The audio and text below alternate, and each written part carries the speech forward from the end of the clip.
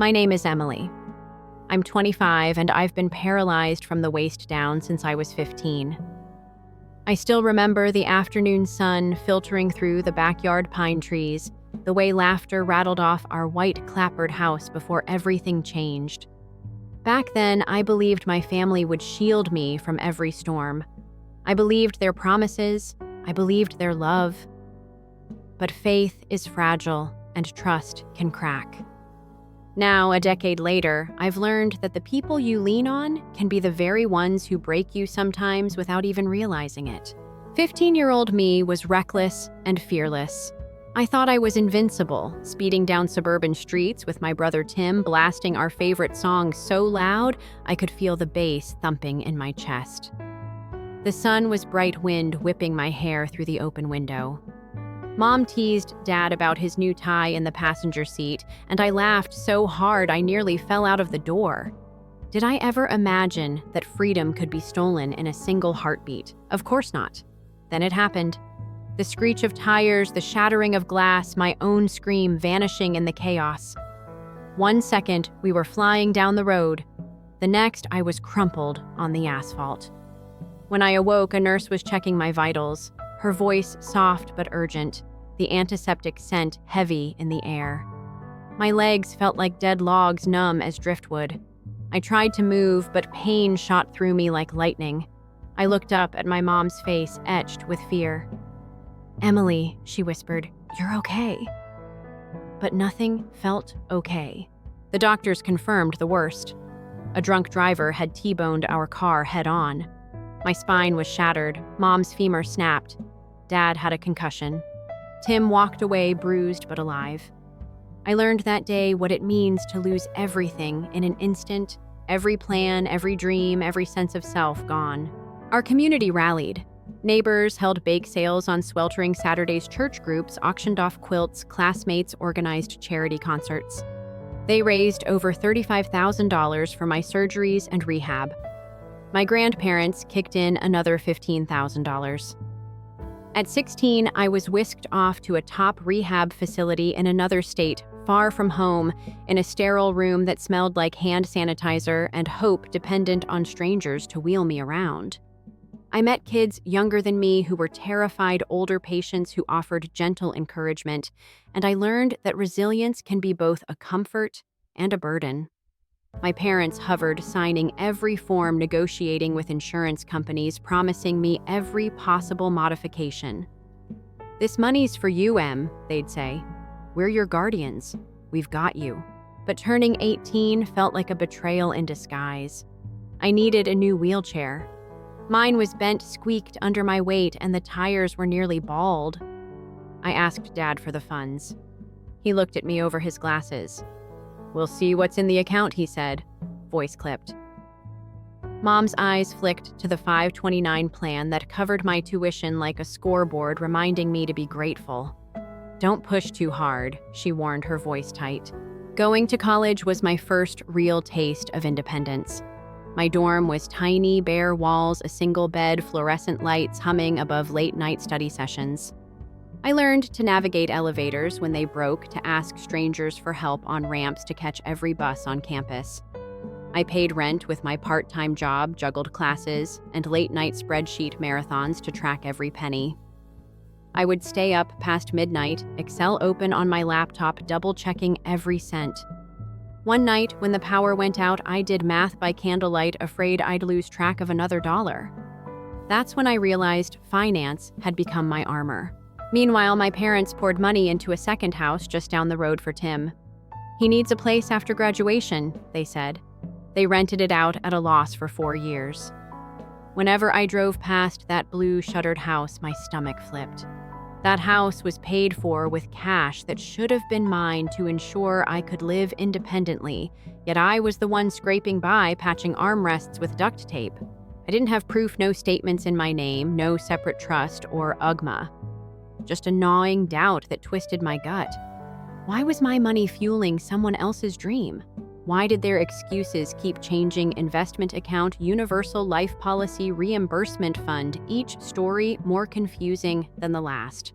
Last week, Mom casually mentioned another medical account she'd discovered for me, a universal life policy in her name tax-free. When I asked how much, she shrugged.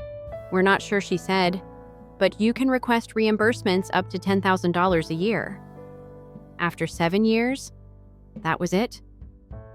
My heart pounded as I hunched over my laptop, clicking through court documents online. I found the guardianship order wanted $30,000 for me, $30,000 for Tim. None of it in a trust. None of it transparent. It sat under Mom's policy, opaque, inaccessible, earning whatever rate they chose. Tears blurred my vision. I remembered every broken promise, the leaky wheelchair brakes, the half-paid rent, the unanswered texts begging for supplies. And now I learned that the safety net they claimed to weave was really a trap. In that moment of rage and disbelief, I made a vow I would reclaim what was mine. I would demand the full principal plus any gains it earned. I would not let them hide behind platitudes or guilt. And I would make sure every last cent went into the future I deserved. But first, I needed a plan.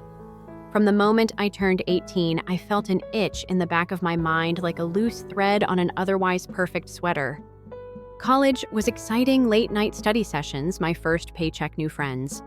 Yet every time a car backfired or a soda can clinked in the fridge, I'd tense up, wondering if I dared ask Dad about the money my accident had generated. At 19, I finally tested the waters. I was home for summer break, sprawled on the couch with my laptop open to wheelchair parts I wanted to upgrade. I cleared my throat. "Hey, Dad, remember that surgery fund? Could I just get the rest of it to cover this new cushion?" His eyes darted to Mom's purse and he glanced away. "We'll see," he said. A week later, I got a check for $5,000. It covered half the cushion. No explanation, no breakdown. Just a curt, "Here you go." That envelope felt like a consolation prize, too little too late. My heart sank every time I logged into my checking account and saw how quickly that check evaporated on medical co-pays and adaptive equipment. I began keeping meticulous notes, date received, amount, what I paid for afterwards. At 20, I'd built a spreadsheet I called My Money Trail and color-coded every cell green for what I'd spent on myself, red for what went elsewhere. When I brought up the fund again at 21, my parents introduced a new term, universal life insurance policy. They told me it's tax-free, locked in, you'll get $10K a year when you need it. I pictured a golden vault humming in their basement. I nodded along, but inside I felt a cold pit of doubt. If everything was handled so brilliantly, why hadn't I seen a single policy statement? Why was I still budgeting down to the penny when I should have been coasting on my own money? Meanwhile, they quietly closed on that second house for Tim. It was painted blue with white trim, a starter home, they said. The irony stung. I was the one with mounting expenses, but Tim got a 4-bedroom investment property. I toured it once, helping them choose furniture, only to realize I was picking out a home my parents said they couldn't afford without my settlement money. I snapped photos of my hand resting on the windowsill, the light catching the Polish pottery Mom had bought. I sent them to my spreadsheet, house profit or loss. The real breaking point came last Christmas. We gathered around the tree and Mom handed me a small box. Inside was an Amazon gift card, and a card that read, "For future medical needs, use wisely." My throat tightened. A gift card in an envelope I could have gotten from Aunt Karen. I hugged them both, smiled, but my chest ached. Later that night, I lay wide awake, picturing those cold gift card edges slicing through years of unspoken promises. I started noticing patterns. Whenever I asked a direct question, the answer shifted. Where is the rest of the settlement became, it's invested for your future. Can I see a statement morphed into, we will handle it, you worry about you? Their voices got that clipped tone like we were talking about a mutual friend, not my own life savings. At work, I confided in my partner Mark. He peered over his glasses at my color-coded spreadsheet. You have receipts back to 2018 for every purchase, he said. And you still don't know where your own money is. His disbelief fueled a new fire in me. If I couldn't trust my own parents to be transparent, who could I trust? So I began to dig. At 2:00 a.m., half asleep, I logged into the county's online court records. Line by line, I printed the guardianship order, Emily Smith, beneficiary of insurance settlement, $130,000. My hands shook as I read until age 18, managed by parents. What happened after that? Crickets. No mention of any transfer or trust. Over the next week, I watched my parents' routines more closely. I saw Dad reading investment newsletters on the patio, Mom scrolling through policy details on her phone like she was shopping for shoes. I caught Tim texting, "Got the keys to the house, thanks folks," as if the money had come from nowhere. It wasn't just a betrayal of my trust. It was a betrayal of the narrative I'd built my life around, that my family had sacrificed everything for me. The anger welled up in my chest, a storm I couldn't tame. Each morning I woke with a racing heartbeat, rehearsing questions I'd ask them. Each night I fell asleep to the same haunting thought: they'd taken what I'd earned through pain, sweat, and sheer willpower. I printed every document I could find: bank statements, policy brochures, court filings. I created folders on my desktop labeled Evidence Timeline and Meeting Plan. The silhouette of the conference room door at my partner's firm became my mental finish line. Cliffhanger. The lies had piled up so high I could barely see the truth, but next I would expose every one of them, no matter the fallout. When I closed my laptop that night, my mind was buzzing like a swarm of angry bees. I knew I couldn't storm into their living room unprepared, so first thing the next morning, I booked a 30-minute phone call with a fee-only financial planner named Rosa, someone with no strings attached to my parents' advisor. We scheduled for the following afternoon while I sat in the corner booth of my favorite coffee shop, nursing an iced latte, heart hammering every time someone walked past my table. "Let's start with exactly what you have and what you deserve," Rosa said, her voice calm and even. I rattled off the court order details: $130,000 in my name, $30,000 for Tim, managed by Mom and Dad until I turned 18.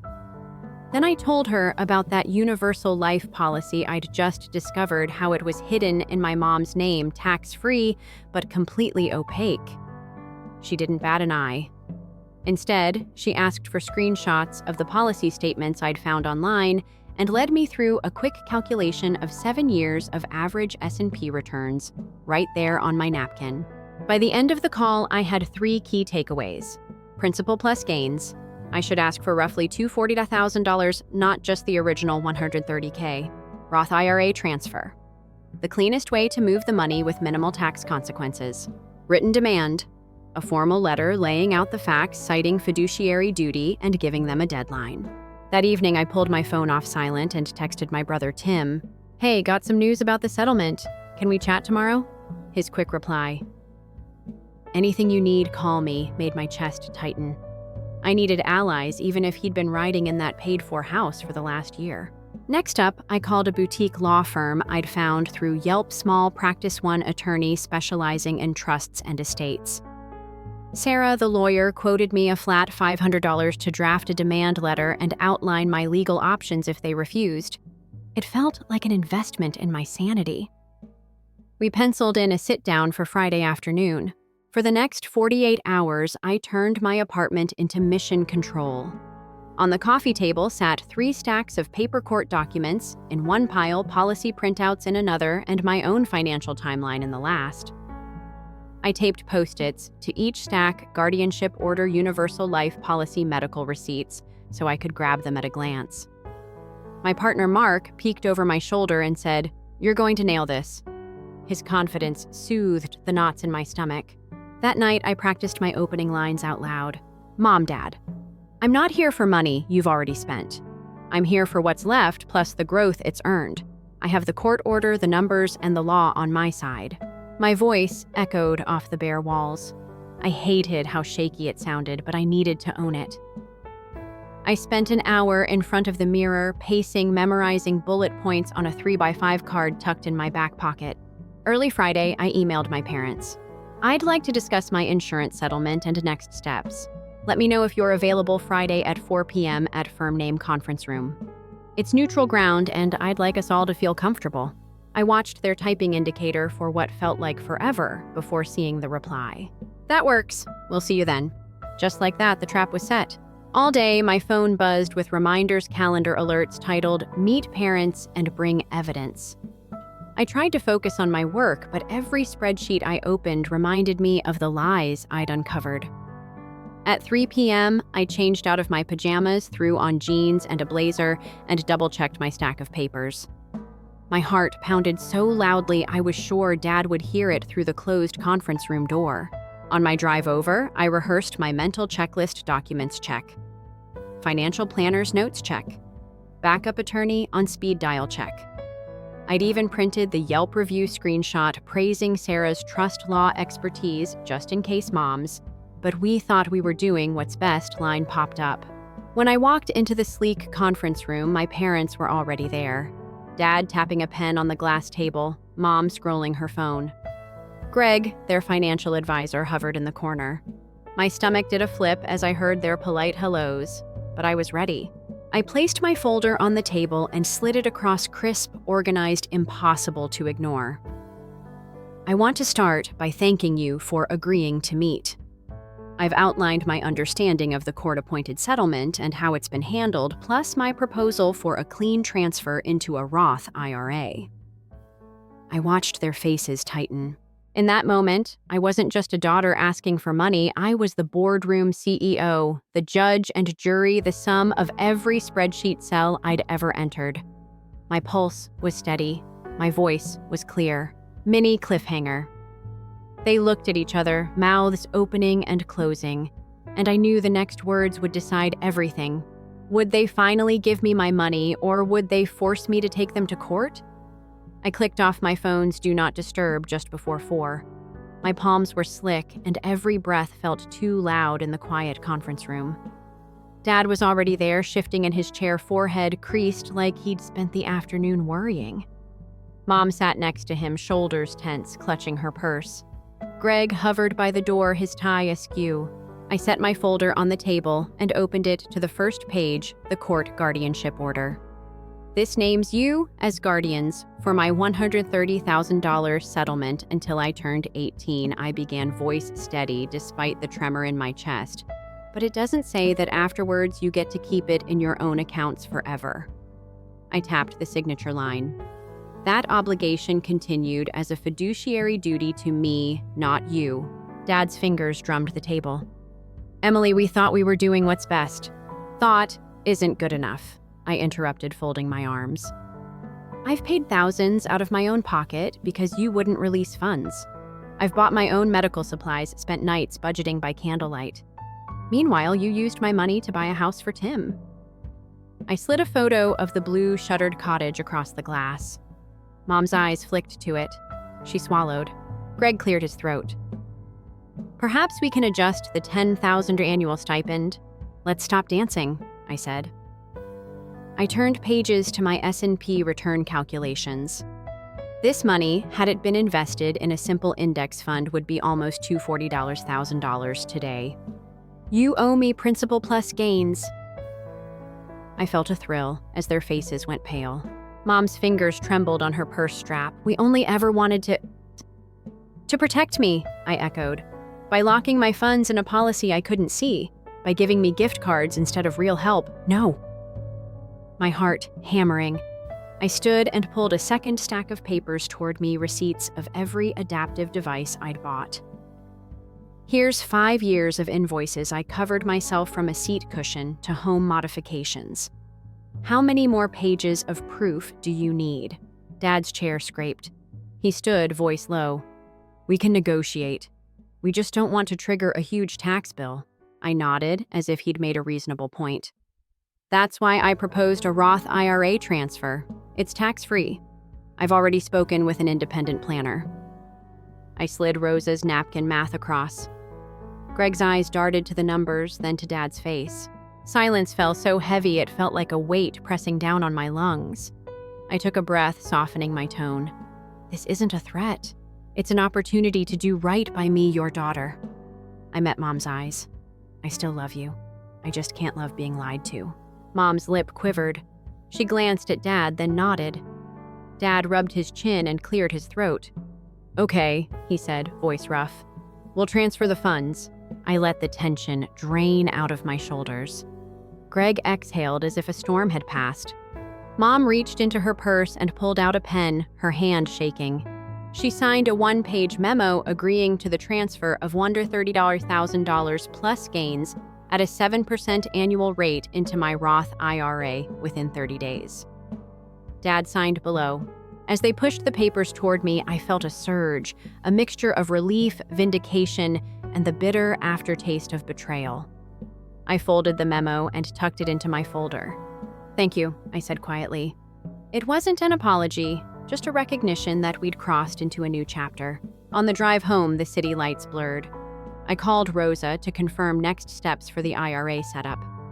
I imagined the account balance ticking up tax-free, a financial fortress for surgeries I might need decades from now. Mark met me at the door, wrapping his arms around me.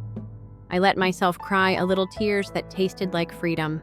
That evening, I texted Tim, "Transfer is set. House conversation pending, but at least one injustice is undone." He replied, "You did it, sis. Proud of you." My phone buzzed again, an email from Greg with wire instructions buried in a formal letter. I ignored it. I didn't trust another word from him. Lying in bed later, I thought about what had just happened. The real power had never been in my legs or my voice, it had been in the truth and my willingness to insist on it.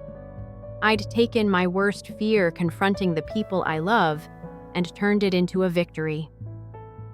The night I saw the wire hit my brokerage account, my heart felt like it might burst. I sat cross-legged on the floor of my living room, phone in one hand, coffee cup in the other, my new laptop balancing on my knees. The balance read $238, $743 more than I'd dared hope. A lump caught in my throat, and for the first time in years, I didn't have to calculate on spreadsheets every single expense. I closed my eyes, tilted my head back, and let the relief wash over me like warm sunlight through an open window. That weekend, Mark and I celebrated over frozen pizzas and an embarrassingly large bottle of Prosecco. We toasted to freedom, though the word tasted strange on my tongue. Freedom from anxiety, yes, but also the bittersweet aftertaste of knowing what it had taken to get here. As the bubbles tickled my nose, I found myself wishing for a simpler victory, one that didn't involve confronting my own parents. On Monday morning, I ordered a custom wheelchair cushion I'd been eyeing for years but never pulled the trigger on. When the delivery guy wheeled it into my apartment, I ran my fingers over its thick memory foam, marveling at the fact that I'd paid for it with my own money I'd earned through pain, persistence, and sheer stubbornness. I set up my new Roth IRA online, watching contributions roll over seamlessly. It felt like planting seeds for a garden I'd finally have time to tend. But the real test came when I called my parents. Their voices trembled on the other end of the line, Mom's thick with relief. Dad's a quiet hush of apology. "We're sorry," Mom said, and I could hear tears in her voice. For a moment, I wanted to forgive her right there. But I'd learned that apologies don't erase years of deception. Instead, I said, "Thank you for doing the right thing. Let's leave it at that for now." I set a boundary I'd been too afraid to set before: no more financial discussions unless absolutely necessary. A week later, I invited them over for dinner at my place, just spaghetti, garlic bread, and a green salad. The table felt eerily formal, nothing like the lazy Sunday brunches we used to share. Mom brought a bottle of cheap red wine. Dad hovered by the sink, awkwardly chopping parsley. Tim showed up, too fresh off work, carrying a bouquet of store-bought daisies. His face lit up when he saw me. We hugged, and I felt the knot in my chest loosen. Over sauce and meatballs. Mom tried to start a conversation about summer family vacation plans. I interrupted gently. "I'm not ready to plan vacations together yet. Let's just enjoy dinner." There was a pregnant pause as she looked at me, then nodded, swallowing hard. It was clear they were trying to rebuild trust, but I needed time and distance to heal. In the weeks that followed, I noticed small shifts. Dad stopped using financial jargon around me. He asked about my job. My apartment even remembered my favorite coffee order. Mom texted occasionally, sending photos of their garden or funny memes, but never bringing up money. Tim and I started our Saturday morning coffee ritual again, just the two of us joking about sitcom reruns and his latest gig at the coffee shop. In those moments, I remembered why I'd fought so hard, not for the money itself, but for the respect and honesty that should come with being someone's child. Emotionally, I felt lighter, though the occasional pang of resentment still flared, like when I passed a billboard advertising luxury rehab equipment I could now afford, or when a friend offhandedly mentioned taking her parents' generosity for granted. I'd catch myself clenching my jaw, then remember no more silent suffering. I'd reclaimed my power. Financially, the Roth IRA contributions felt like armor. I automated $500 a month, imagining it growing into a nest egg for future surgeries or home modifications. Each time I logged in and saw the balance inch upward, I felt a surge of confidence. It wasn't about showing off.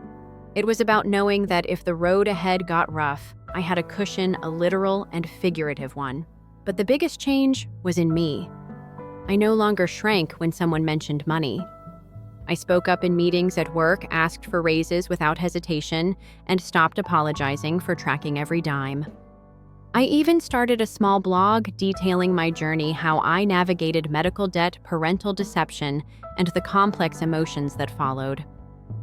The first post, Why Transparency Matters, got more comments than any other piece I'd written, people thanking me for giving voice to their own family struggles. And yet, a part of me wondered if I'd broken something that could never be fully mended. Would my parents ever see me the same way? Would our family gatherings always carry the weight of that conference room showdown? I didn't have the answers, and maybe I never would. But I'd learned to sit with uncertainty instead of letting it paralyze me. Thanks for sticking with me through this journey, from that backyard accident to the moment I finally held my own funds in my hands. It wasn't just about reclaiming money, it was about reclaiming my voice, my agency, and my future. If there's one thing I hope you take away, it's that transparency and honesty aren't just nice to haves. They're non-negotiable, especially with the people you love most. Now, I want to hear from you. Have you ever had to fight for what was rightfully yours? Drop your story in the comments below. Let's support each other in taking back control. If you found value in this video, please give it a thumbs up and hit subscribe so you don't miss our next deep dive into real-life tales of justice served. And hey, if you're hungry for more stories of ordinary people pushing back against unfairness, check out the playlist on your screen now. There you'll find everything from sibling betrayals to corporate takedowns, every story a reminder that sometimes the only way forward is to stand up, demand your rights, and rewrite the ending yourself. Thank you for watching, and until next time, remember your story matters, your voice matters, and you deserve the truth always. Story 2.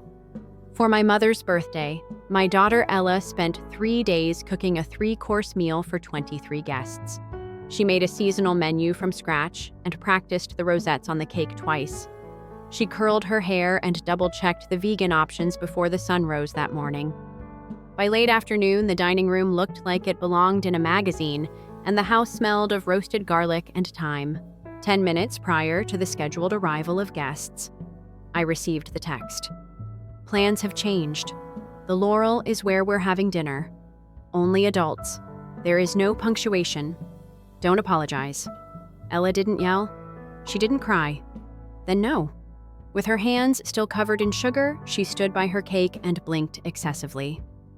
I understood then that they would not break her the way they had broken me. Not if I could help it. Not this time. I stood in the doorway of the dining room staring at the 23 chairs. Ella and I had spent hours arranging the place. Cards were hand-lettered in gold ink set beside cloth napkins she had ironed herself. There were fresh daffodils on the table, her choice because they look like happy trumpets, she'd said. And now there was silence. No clinking glasses. No footsteps on the porch, just the faint hum of the oven and the hollow throb in my chest. Ella was in the kitchen, reheating the pear tarts for the third time. Still hopeful. She didn't know yet. She was humming some jazz tune under her breath the way she always did when she was in her zone. Her apron had a small smudge of chocolate ganache on the front, and her cheeks were pink with adrenaline and even heat. I walked back into the kitchen, phone still in my hand. I didn't know how to tell her. I just knew I couldn't lie. "Mom, do you think Grandma will like the lemon glaze?" she asked, holding up a tray of candied citrus like it was gold leaf. "I tweaked it this morning. It's more floral." I nodded, trying to smile. "It's perfect, sweetheart." My thumb hovered over the group chat again. My father's message sat at the top, blunt and smug. "We're doing dinner at the Laurel. Adults only." It wasn't even phrased like a cancellation. More like an announcement. Like we'd never planned to host the party here in the first place. I scrolled down and saw the timestamp 5:42 p.m. The guests were due at 6. I stepped into the hallway, hit dial on my dad's number. It rang twice. "Hey," he said chipper. "You get the message." "You're not coming?" I asked, holding my breath. No. We changed plans. It was just easier this way." "We're already at the restaurant." "You're there now?" "Yep, just sat down. Menu looks great." "Why?" "Because Ella's been cooking for 3 days." I said, my voice low but sharp. "You said we'd host it here. She made food for 23 people." He paused. "Well, tell her not to take it personally. She can freeze the leftovers, right?" "Got a guy waiters here?" The line went dead. I stood there stunned when I turned around. Ella was standing in the doorway. She'd heard everything. Her face gave nothing away at first. No tears, no panic. Just a small crease between her eyebrows as she looked from my phone to my face. "Wait," she said slowly. "They're not coming." I didn't answer right away. I didn't need to. She stepped forward, took the phone from my hand like it was evidence in a courtroom, and opened the thread. There it was. The message, the photo, my sister's kids smiling over a long restaurant table, my mother raising a glass of wine, my father laughing, made by Ella. Stared for a second too long. And then without a word, she walked back into the kitchen, looked at the cake. 3 layers, lavender frosting, piped white chocolate lacy, and said barely above a whisper, "We should throw it all out." I shook my head. Not this time. She didn't cry. She just stood in front of the cake she'd poured her whole heart into, fingers twitching at her sides like she wasn't sure whether to throw it, hug it, or collapse next to it.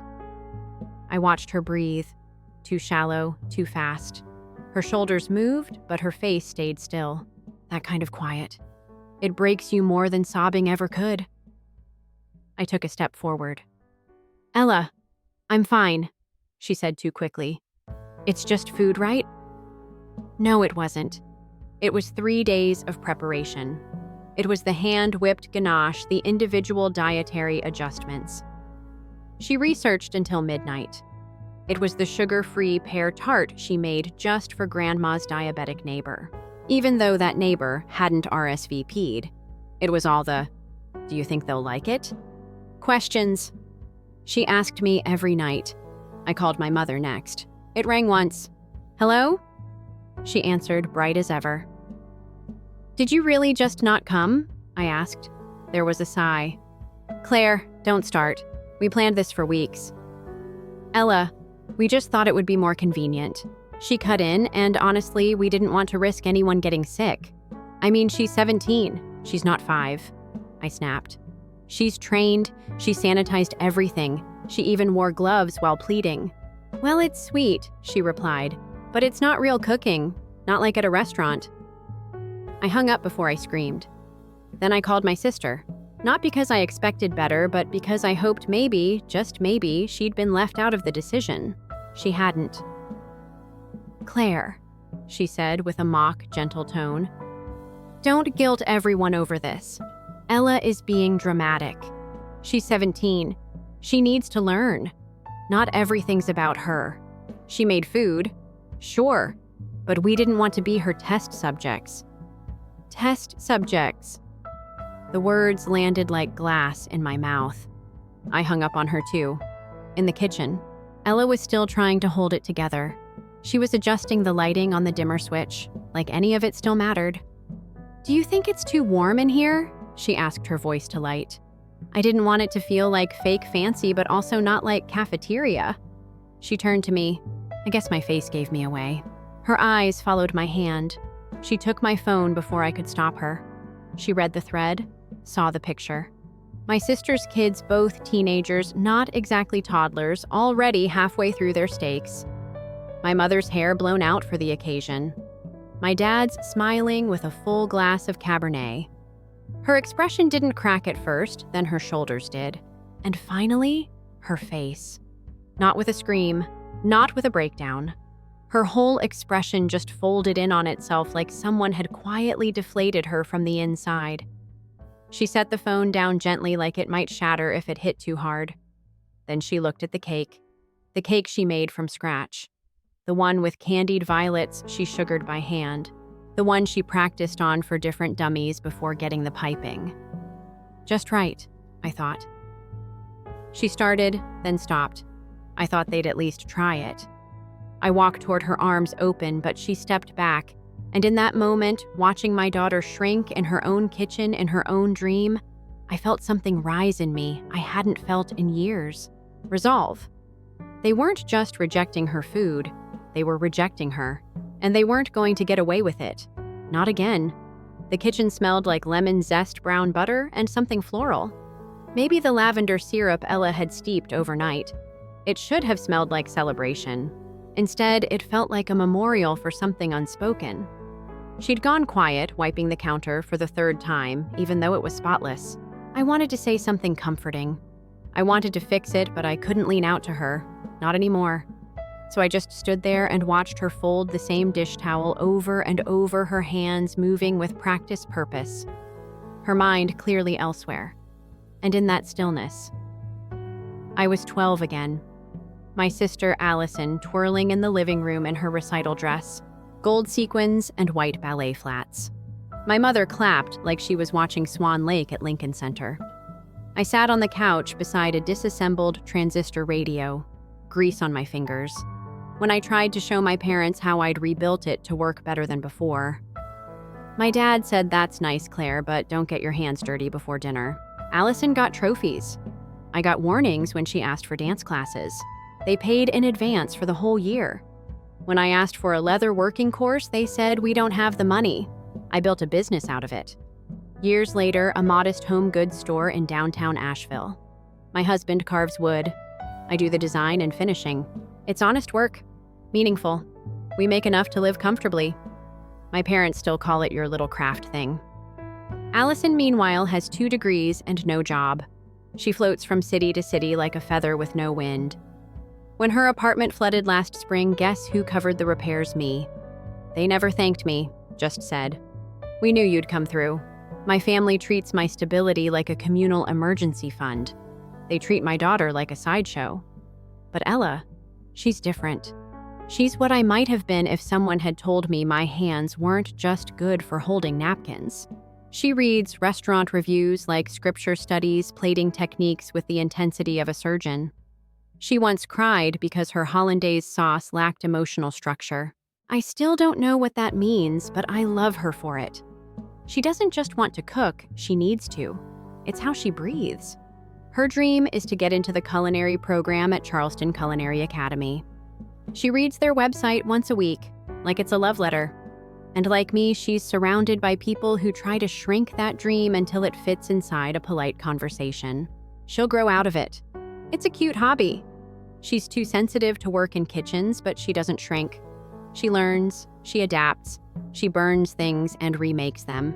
She over-whips the cream and starts again. She makes room for improvement without surrendering her joy. So when she said, "I want to cook the whole thing this year," no help. I was nervous, but proud. She knew they might not show up.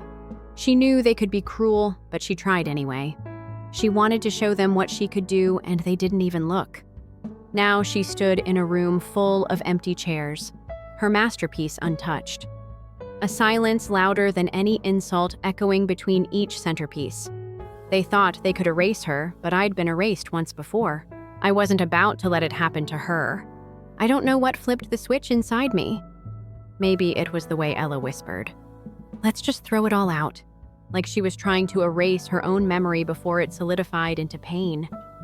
Or maybe it was the final blow that arrived 5 minutes later on my phone. Of course, like everything cowardly does a payment notification. 1285.3, the Laurel Restaurant. 5:59 p.m.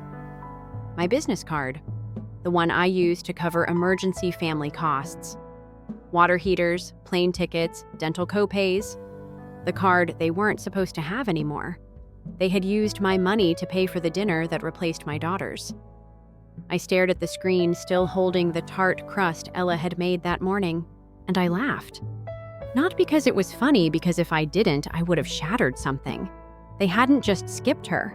They made me fund the rejection, and they thought we'd swallow it quietly, like always. Not this time. I called my husband first. "Can you come home right now?" He didn't ask questions. "Give me 20 minutes. Then I started calling other people friends we hadn't seen in months. Neighbors who still waved when walking their dogs. My old coworker Becca, who once brought her son over for a Halloween cookie night. Sam, my cousin, on Dad's side. The too political one who got iced out years ago for calling my parents out at a Thanksgiving. People from our community garden group. A woman I'd only met twice at a bake sale. I didn't explain much. I just told them the truth. My daughter spent 3 days cooking for her grandmother's birthday. They ditched her. There's food for 23 people. If you can come, please do. It wasn't an invitation. It was a summons. And to my shock, they came. By the time while my husband pulled into the driveway, the first car was already parked. It was Nora, our next-door neighbor, with her daughter. A bottle of red wine and homemade napkin rings, just in case we needed something pretty. Then came a family of 5 we knew from the co-op. Then Becca with her son and a bouquet of tulips she grabbed from a gas station. And then the journalist. I hadn't invited her. Someone else had. Her name was Devin. She had a small camera bag slung over one shoulder and wore boots covered in clay dust. "I heard what happened," she said at the door. "Mind if I take a few photos I write for the Asheville Chronicle's weekend food feature?" I froze, but Ella peeked from the kitchen. Her eyes were wide. "Go ahead," I said. "You should taste the food." Devin didn't just taste. She took notes, asked about ingredients, photographed every plate. She leaned in and whispered to me as she sampled Ella's rosemary tart. "You know she's better than half the chefs I've reviewed this year, right?" I swallowed hard. "Tell her that by the time the third wave of guests arrived, we had to push the coffee table into the hallway and drag in the patio furniture." Ella hovered near the kitchen doorway like a ghost. Cheeks flushed. "Mom, what are you doing? I'm salvaging your dignity. Help me find more chairs."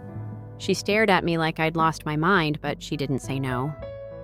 We pushed 2 folding tables together.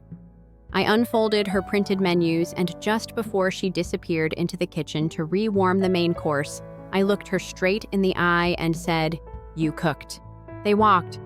"But tonight we rise." She blinked once, then she nodded, and the room began to fill. The dining room looked like something between a holiday dinner and a community revival. Folding chairs lined every corner. A couple sat on the piano bench. Someone offered up a plastic stool from their gardening shed. The tables didn't match, but the food. Ella's food tied everything together like thread through a quilt. She was pacing in the kitchen, whispering to herself about sauce temperatures and plating sequences. "Do you think the lavender glaze will hold under the heat lamp?" she asked me, half panicked. "We don't have a heat lamp," I said gently. "Exactly," she replied, nearly breathless. Will brought her a glass of water and put a hand on her shoulder. "You've got this," he said quietly. "They're here for you." And they were. All 23 seats were full. The room buzzed with anticipation, and the air smelled like rosemary, lemon, and something caramelizing. Ella peeked from the kitchen like a cautious raccoon. Do I serve now? I looked at her. No, you serve your menu. She nodded, swallowed hard, and stepped out with the first course. Many butternut squash tarts with a drizzle of sage cream. A hush fell. She made her way around the table, placing each plate with trembling but steady hands. When the guests finally picked up their forks, the murmurs began. Oh, wow. Is that nutmeg? This crust is unreal. Wait, did a teenager make this? Devin, the journalist, was snapping photos silently, her eyes wide. By the time the main course was served, stuffed mushroom caps with lemon couscous and herbed chicken roll out of the room was alive. People clapped between bites. One man closed his eyes after tasting the glaze. Then came the moment. I wasn't ready for a man I barely knew. Someone's cousin, I think, stood up, glass raised. I don't usually do toasts, he said, but I need to say something. Everyone quieted to Ella. He said to the young woman who didn't just cook, she created, who made a feast not for recognition but for love, and who, when left behind, fed a room full of strangers with more grace and heart than most people twice her age. He raised his glass to the chef of the night, and if we're lucky of the future, there was a bit of silence. Then the entire room rose. Chairs scraped the floor. Napkins hit laps. Every single person stood and clapped. Ella stood frozen, her serving spoon still in her hand. She looked at me. I nodded. Tears welled up in her eyes, but this time they didn't fall from heartbreak. They shimmered from something else.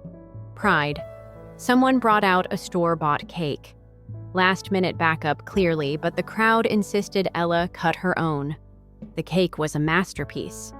3 tiers piped with white chocolate rosettes, the top layer dusted in edible lavender. She sliced it carefully, and as she handed out the pieces, people asked for seconds. A little girl from next door tugged her sleeve. Can you cater my birthday? Laughter, real, unguarded sound for the first time that night. She looked like herself again. Not broken, not small, but radiant. When the last guest left, she collapsed onto the couch, apron-stained, hair loose, eyes shining. She didn't say much, just leaned her head on my shoulder and whispered, I think I finally cooked for the right people. And I whispered back, You always did. They just weren't ready to taste it. It was just past 2 a.m. The house had finally quieted. Half the cake was in the fridge and the last wine glasses were soaking in the sink. I was humming some low, tuneless melody, letting myself feel a tiny sliver of peace. Ella had fallen asleep on the couch, apron still tied around her waist, hands curled like she was still holding a piping bag. Then came the knock. No, not a knock. A bang. 3 sharp, angry fists against the front door. I froze. That kind of silence. The one just before confrontation. It has a weight like the air pauses to brace itself. I wiped my hands on a towel and peeked through the window. There they were. My parents standing on the porch in matching windbreakers, stiff and fuming like background actors in a courtroom drama, and slightly behind them, arms folded in her signature practiced pose, was my sister Allison. I opened the door, but I didn't smile and I didn't invite them in. You need to fix this, my father barked, skipping hello altogether. My mother stepped forward. Do you have any idea what you've done to our reputation? Allison didn't speak yet. She was saving her voice for maximum theatrical impact. I blinked slowly. What I've done? They didn't wait. They shoved past into my hallway, into my home, as if they still had some authority here. You told the media we abandoned her. My mom snapped. How dare you let that article get published? I didn't tell them anything, I said, crossing my arms. A journalist came. She tasted Ella's food. She asked what happened, and she wrote the truth. My dad jabbed a finger toward me. You think this is funny? Everyone at church read it. Our neighbors saw it. My golf group won't even respond to my messages. I raised one eyebrow. Devastating. That's when Allison stepped forward, voice trembling with polished calm. You need to issue a correction, she said. Tell them it was exaggerated, that it was taken out of context. Taken out of context, I repeated. Did someone hack your thumbs and send that group text from the Laurel? Did I imagine the 1285 charge on my card? Did Ella hallucinate the photos of you all laughing over filet mignon while she stood here with a handmade 3-layer cake? My mother's voice cracked. She made us look like monsters. I didn't raise my voice. I didn't need to, I said quietly. You did that yourselves. She just cooked the shouting rose. They weren't talking to me anymore. They were talking at me through me. She humiliated the family. She's ungrateful. She weaponized the internet. And then, like venom, came the line that truly snapped something in me. My mother turned toward the hallway where Ella had quietly appeared, bleary-eyed and silent. You should be ashamed of yourself, she said to my daughter. One moment, I was in the doorway. The next, I was standing between them. My shoulders squared, voice like stone. Back away from my child. That's when Will walked in. He'd been out on a supply run, grabbing folding chairs we'd borrowed earlier. He didn't even ask what was going on. He just saw their faces, saw Ella's eyes, and he stepped in like a wall. You need to leave, he said calmly. My dad scoffed. This is a family matter. No, Will replied. This is our home. You came here to scream at a 17-year-old girl who made you dinner. You don't get to hurt her twice. Not today. Not ever. He didn't shout. He didn't flinch. And that made it even louder. They stood for a moment fuming, unraveling. Then Allison muttered something about legal action and stormed out. My parents followed. Slam silence. Behind me, Ella was still standing frozen, but I could feel her breathing slower now. Deeper. Then she whispered, Mom, look. I turned across the street. Just the neighbor who ran the local Facebook group stood on his front lawn, phone in hand, still recording. By sunrise, the video had already gone viral in the local Facebook group title. The grandparents from that viral teen chef story just showed up at her house and screamed at her. It had over 30 shares in 4 hours. The comments came faster than I could read them. Who yells at a teenager over a cake? That poor girl deserved better. This is why people go no contact with family. I'd be proud if my daughter could cook like that. I scrolled through them with one hand while stirring Ella's cocoa with the other. She was still curled up on the couch, half asleep, emotionally worn raw. Her apron was gone, but her hair still smelled faintly like vanilla, and time before I blocked them. I saw the last few texts from my parents. You've ruined us. We'll take legal action if you don't correct this.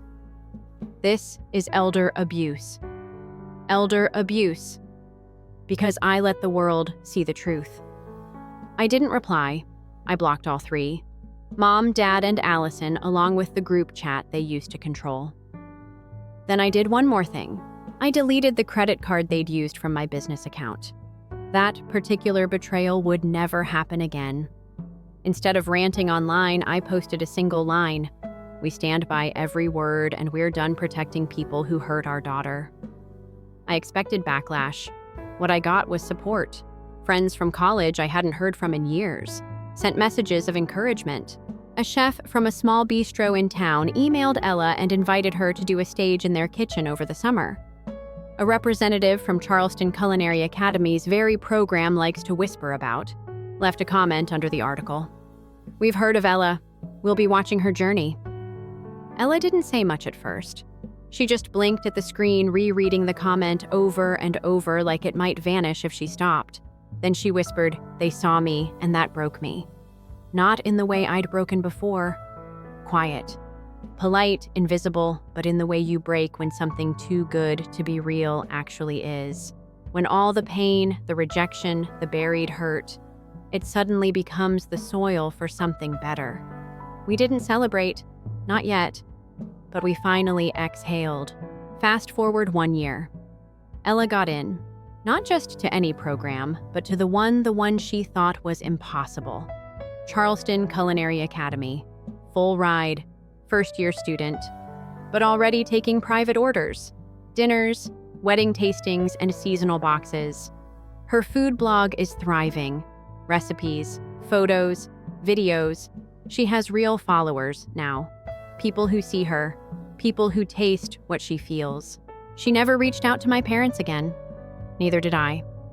Word spread that they moved 2 towns over for a quieter life.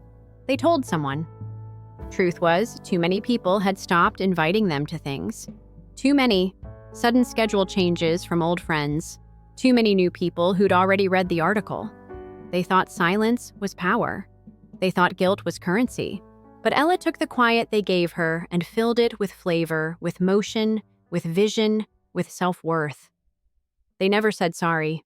I never got that 285 back. But we got something else. Clarity and peace. We didn't throw a birthday party the next year. There were no invitations, no RSVP lists, no 3-tier cake piped with candied violets. Ella didn't ask if anyone would show up. She didn't plan the seating chart or print menus in cream cardstock. Instead, we spent the evening in our backyard, just the 3 of us around a small fire pit. She grilled lamb skewers with rosemary and garlic roasted lemon potatoes and made a tart with figs she'd picked that morning from a neighbor's tree. There was no spotlight, no applause, just quiet, chewing, soft laughter, and a kind of ease I hadn't felt in years. At one point, she looked up from her plate, smirked, and said, "No guest count to worry about." I laughed. No linen napkins either. Will raised his glass. No drama. We clinked our cups of sparkling cider, and Ella said it softly, almost to herself. "This might be the best birthday dinner I've ever cooked." And she meant it. It wasn't grand, but it was hers. Undistorted, unfiltered, unclaimed by anyone who hadn't earned a seat at her table. I didn't need to ask if she thought about them. Parents, my sister. I knew she did. I did too. But there was no grief left. No bitterness. Just the hollow space where obligation used to be. They had taken their silence and filled it with judgment. She had taken their rejection and built a future out of it. Sometimes I still get messages from people who read the article or saw the video. Some say you were so brave to stand up for her. Others say I wish someone had done that for me. But here's the truth. I don't always write back. I wasn't brave. I was done funding people who thought love meant leverage. Done shrinking myself to make them more comfortable. Done teaching my daughter that silence is the price of peace. Because it's not. Peace doesn't come from swallowing pain. It comes from choosing who sits at your table. And I chose her.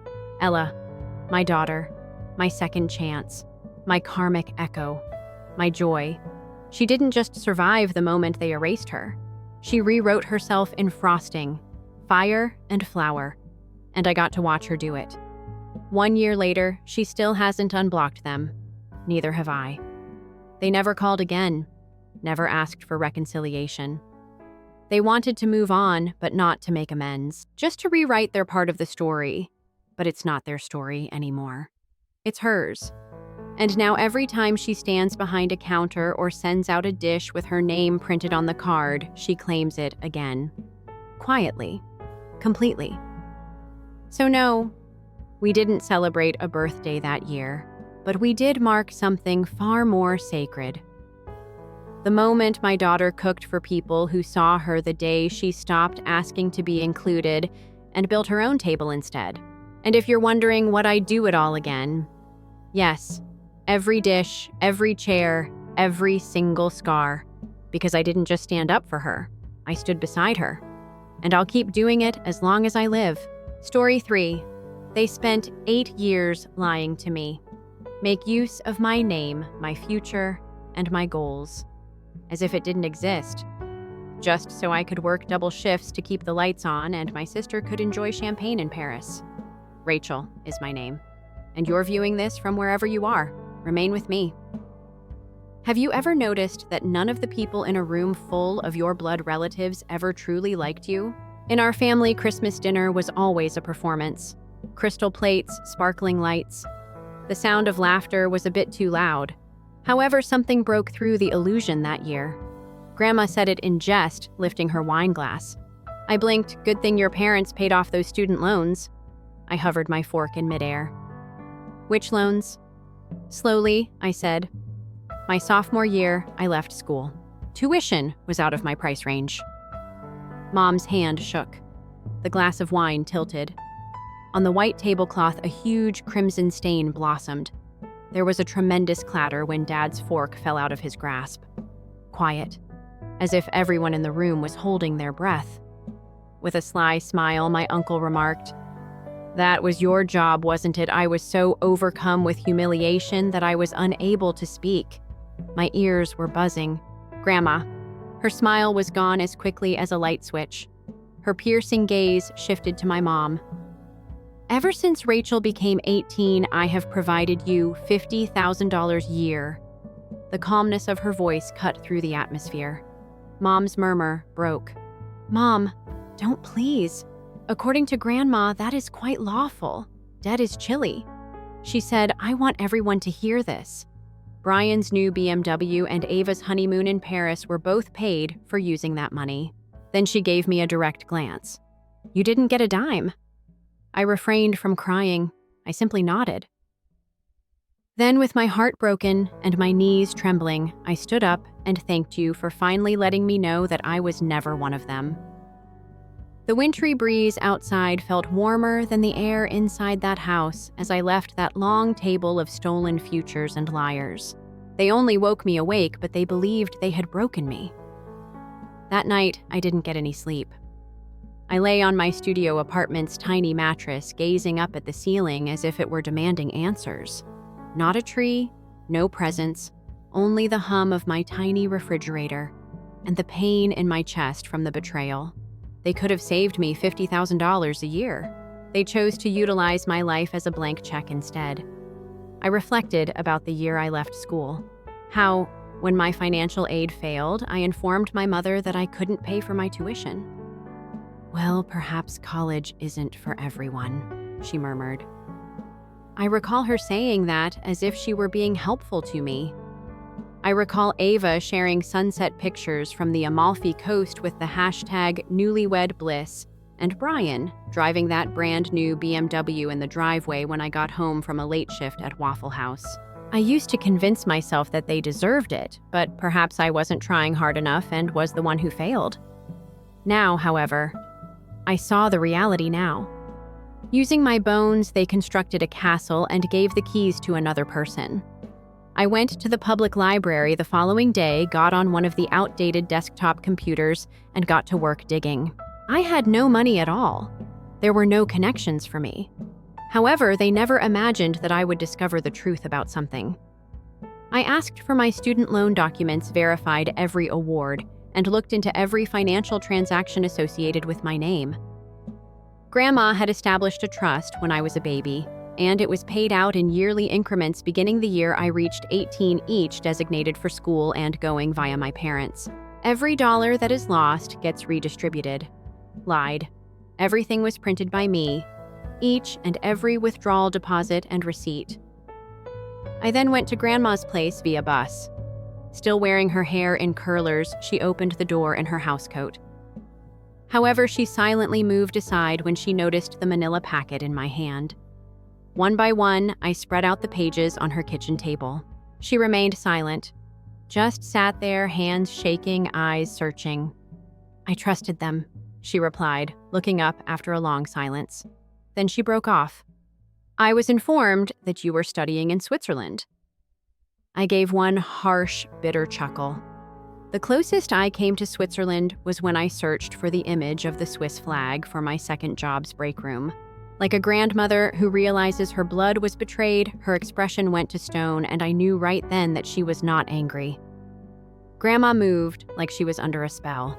Without saying a word, she shoved the folder back toward me, stood up, and went to her bedroom. I heard a bag unzipping, hangers clattering, and doors opening.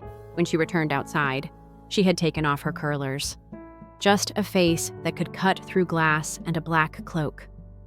"Come on," she urged. "The bank is where we're heading." It nearly made me chuckle. "You are not required to?" He interrupted me. "They abused a legal trust, deceived me, and took from you. That is deception. Let's begin there. In the bank." She made no request for a manager. The branch director was required by her. She put out the documents one by one while we sat in an office with glass walls. Her tone was sharp and icy. Incredulous, the woman behind the counter blinked. "This." She responded, "This is serious." "Good," said Grandma, "because I wanted it taken seriously. I want my money returned. I want them held responsible, and I want her future to be restored. I had never had someone defend me so strongly in my life."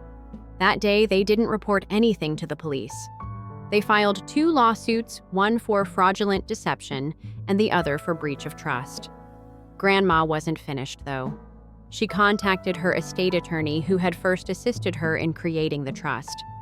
We were seated across from him in his office by the evening. He narrowed his eyes as he flipped through the paperwork. He claimed that they had deceived a fiduciary body. This goes beyond simple thievery. They diverted cash intended for education. That is criminal abuse. Grandma only gave a nod. Let's burn it all down after that. I didn't believe it. And I was invisible 24 hours ago. An 80-year-old woman was my personal wrecking ball in a legal war chamber today. I returned home to my flat that evening. I turned the key and the lights flickered. The stench of old coffee and frost filled my coat.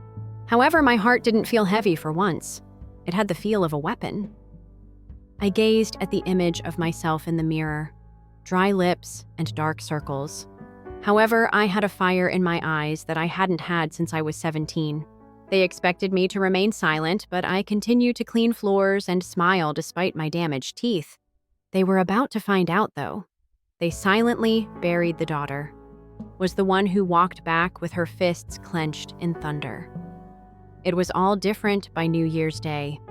My folks were still in the dark, not the inquiry. It's not about Grandma's autograph on the fraud statement of the bank, not regarding the financial documents I had found duplicated and given to the attorney. However, they were going to. In order to prevent them from moving assets or concealing the paper trail, the attorney suggested that we wait until the official notice was issued. However, Granny didn't think that quiet was a good thing. No more. Like she always did in January, she invited them to supper. However, I sat next to her at the head of the table this time. Dad was the first to enter and froze upon seeing me. Like armor, Mom followed alcohol already in hand. Freshly tanned from her winter getaway in Paris, Ava blew me a false kiss, and Brian smirked at me as if I were still the unimportant, foolish sister, and he was only 13. Everyone took a seat. Green beans, mashed potatoes, roast chicken, and tension so thick that the gravy congealed were all on the table. To the family, Grandma held out her glass. She said bluntly, then went on to discuss the repercussions. Dad laughed. It's dark there. Grandmother didn't grin. She gave them a big envelope from beneath the table. Mom was the first to open it. I saw her face go completely blank, then red, then pale. That is, she stumbled. It's confidential. No, Grandma said. My money is that. Her future lay in that. And you committed that offense. Leaning over, Ava looked. What is this? Calmly, I replied. All of the money that Grandma ever gave them for my schooling was used for your wedding, Ryan's car, and their trips. Nervously, Brian laughed. All right. Isn't it all the same pot, though? We are related. That was it. That one dumb sentence. Grandma got up. He stole from her. You misled me. You told everyone lies. I trusted you with her future. And you opted for luxury over allegiance. Mom finally snapped. We were just trying to do the best for all our children. Stop. Grandma's voice cracked like a whip. You never treated her like your child. You used her pain as funding for your favorites. There was silence in the room. Even the wall seemed to lean in. Then I stood slowly. I looked my mother in the eye and said, You didn't just steal money. You stole time. Here's, I'll never get back. While you sipped champagne, I bled for rent. Grandma placed a hand on my shoulder, and for the first time in my life, I felt like someone saw me. Truly saw me. I suggest you get a lawyer, Grandma said as she turned to leave. And a conscience, I added as we walked out. I didn't turn around. I didn't need to. They weren't family. They were strangers who spoke in gifts and lies, and soon the world would know it too. 2 weeks later, they were served. I was at work restocking a shelf of off-brand shampoo when my phone buzzed with a photo from Grandma, who was Mom on the front porch, face slack, arms crossed tight over her robe, while a county official handed her a manila envelope. The subject line on the document read, "Notice of Civil Investigation. Misappropriation of trust funds." I just stared at the screen. I thought I'd feel joy or some deep, soul-satisfying victory. But all I felt was quiet, like a storm had passed, and I was still here standing. That night, I walked the 5 blocks home in the freezing dark, past the corner bakery I used to clean for minimum wage, and I let myself cry. Not because I was weak, but because for the first time in years, I wasn't pretending I was okay. Back at Grandma's house, the real work began. Depositions, bank statements, phone calls from lawyers who suddenly remembered my name. Grandma's lawyer dug deeper, and what he found made my stomach turn. Over 7 years, my parents had embezzled more than $350,000 from Grandma's fund.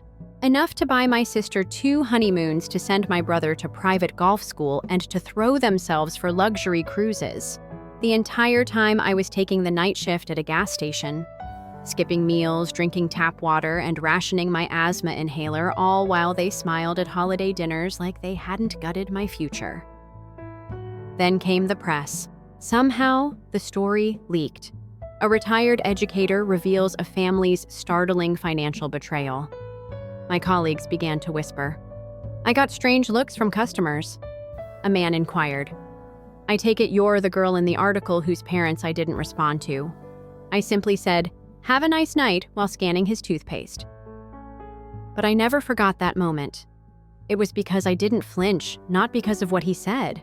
I wasn't ashamed, for once. I wasn't hiding. I was stolen from. To my face, they lied. Like they were harvesting fruit from a tree they believed I would never return to. They stole years of my life.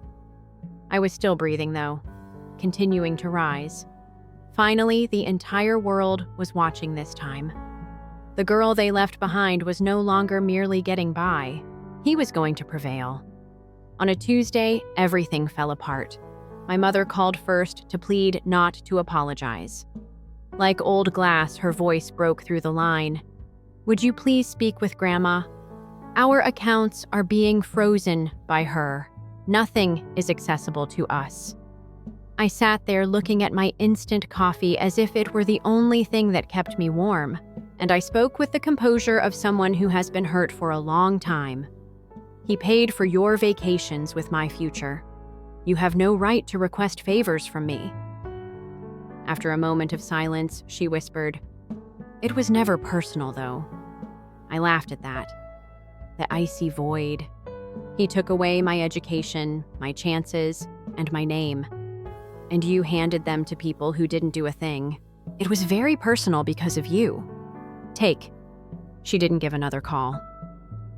By Thursday, both Brian and Ava had shared black and white Instagram stories with scripture quotes about enduring storms and family loyalty. However, nothing could predict what would happen next. An audit was mandated by a judge. Every check, every gift, every transfer. Grandma's writing was taken care of. There was no denying it. They took everything. The BMW was purchased in the same year and was registered in my father's name. For my second semester, Grandma sent $50,000. Days after I emailed my parents to let them know I was dropping out, receipts revealed a $700 hotel reservation in Paris. That week, I pleaded with them for assistance. They didn't respond at all. The BMW was repossessed, and the house was for sale. Brian, who famously remarked, "I'll always be mediocre," was seen on camera yelling at a Starbucks barista when his app failed to load, and Ava's credit cards were declined. Both their and my worlds were collapsing. Grandma's living room was a safe place for me to watch it. Her hand softly encircled mine. "You're going to be fine now," she said. Okay wasn't the objective anymore, so I didn't answer. Freedom came from the need to constantly prove my value to those who couldn't even see it, not just from the debt or the lies. The girl had constructed a raft for herself and was abandoned to drown. She was now learning how to survive in the face of flames. They had no financial losses. I was becoming less accessible to them, and that was the one currency they'd never get back. The morning of the hearing, I wore a black blazer I found at Goodwill and boots with worn soles. Eva showed up in pearls. Brian wore sunglasses indoors like it was still some kind of joke. My mother's hands shook the whole time. What about my dad? He didn't even look at me. The courtroom smelled like cheap wood polish and nerves. Grandma sat beside me, spine straight, eyes forward. When the judge asked if anyone wanted to make a personal statement, my heart started pounding in my ears. I hadn't planned to speak, but I stood. Every step to the podium felt like walking across broken glass, but my voice didn't shake. I dropped out of college because I couldn't afford tuition. I worked 16-hour days. I ate rice and tap water.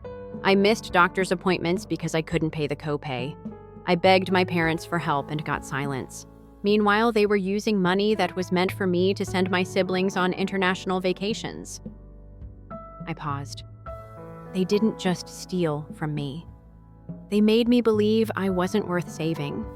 That was a burden that I was the reason things were hard. I turned to look at them, and I believed them for years. My throat burned. Now, however, now I know the truth. They didn't fail to help me. They chose not to. I stepped back, each word echoing like thunder in that quiet chamber. The judge didn't speak for a long time. Then finally, restitution will be enforced. Accounts remain frozen, assets liquidated, funds rerouted to the intended recipient. Miss Hayes. My name, my full name. And it felt like I was hearing it for the first time in my life. Outside, cameras flashed, reporters shouted. But all I remember is walking out of that building and breathing air that didn't belong to them anymore. Later that night, I took the long way home past the campus I once dreamed of graduating from. And for the first time, I didn't feel bitter. I felt free because sometimes justice doesn't look like revenge. It looks like survival with receipts. It looks like peace without apology. And it sounds like your name being called in a courtroom, not as a victim, but as the one who finally rose. They say silence is golden, but the silence after you've told the truth. That silence is justice. 3 months later, I walked into my new apartment. It wasn't much. 1-bedroom, second-floor view of a gas station, but it was mine. Rent paid, utilities on groceries stocked, and a check on my desk. The restitution cleared $187,000. I didn't touch it. Not quite yet. I sat with it for days like it was a letter from a past version of me. The girl who cried under flickering fluorescent lights at her night shift job. The girl who watched her siblings live. Dreams bought with her stolen future. Now she had options. Now she had a name. Grandma came over every Sunday. She brought lemon bars and stories. And one afternoon, she handed me a manila folder. Inside were college brochures.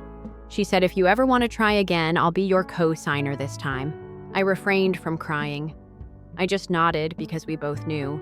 This time it would be my choice, my parents. They lost the house, moved into a rental an hour outside the city. Ava blocked me on every platform. Brian tried to DM me once. I didn't open it. They can keep their silence. I've outgrown their noise. Sometimes I still hear my uncle's voice in my head. That was your job, wasn't it? Yes. And I handled it with more grace than they ever deserved. Because I didn't just take back what was stolen. I built something they couldn't touch. Not with guilt, not with gossip, not with money. Freedom doesn't come with a bow. It comes wrapped in broken glass. And long nights and scars. You don't show anyone, but now it's mine. Additionally, I no longer cringe when I pass mirrors. I see a woman who managed to escape despite being abandoned. Not resentful, just finished. Tell people that she walked out of the fire with the ashes of everything they attempted to bury her under if they ever inquire about how it ended. She also never turned around.